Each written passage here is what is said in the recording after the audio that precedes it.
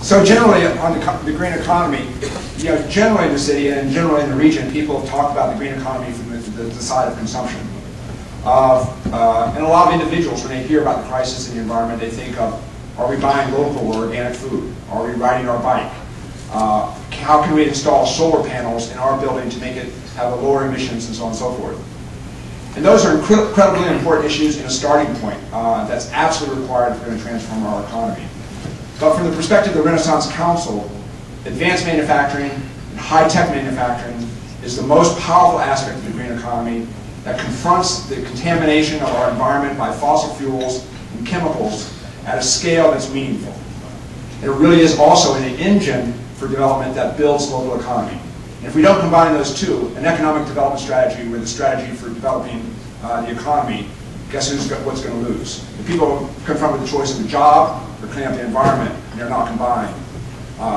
We're not going to clean up the environment. And again, it's not that changes in personal consumption aren't important, because they really are. But for real progress on a scale that's appropriate, environmentally and economically, we must focus on production. Many think that there's a distinction between the green industries. I mean, when people use the word green, it's every place. People talk about the green economy, the green jobs, everything is green. And some people make a distinction between the green industries of today and the future and our high-tech industrial base. And in fact, they're the same. In fact, when we talk about green jobs at the highest end, we're talking about jobs that have been around for a long time. Just jobs that are being used in different and new markets. For example, GE, Siemens, and Mitsubishi are perfect examples of this transition. They're all world-class producers in the wind turbine industry.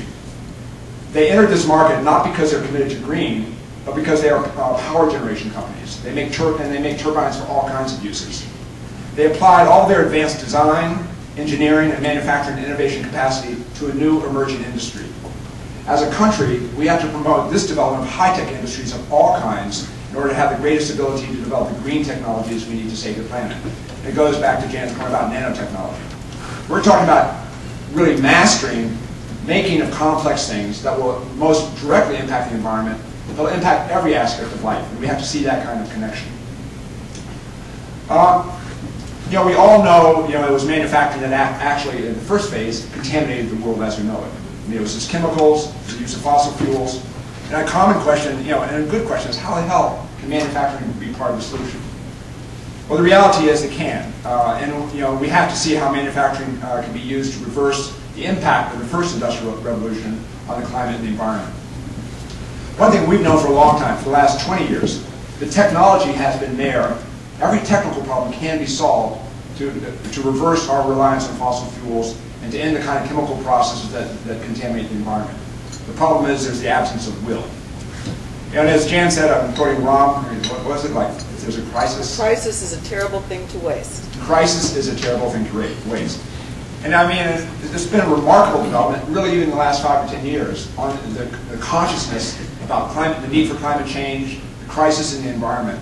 And so today we literally have billions of people, millions of leaders, and hundreds of thousands of organizations around the world who are demanding that this issue be addressed, and be addressed now by all levels of society.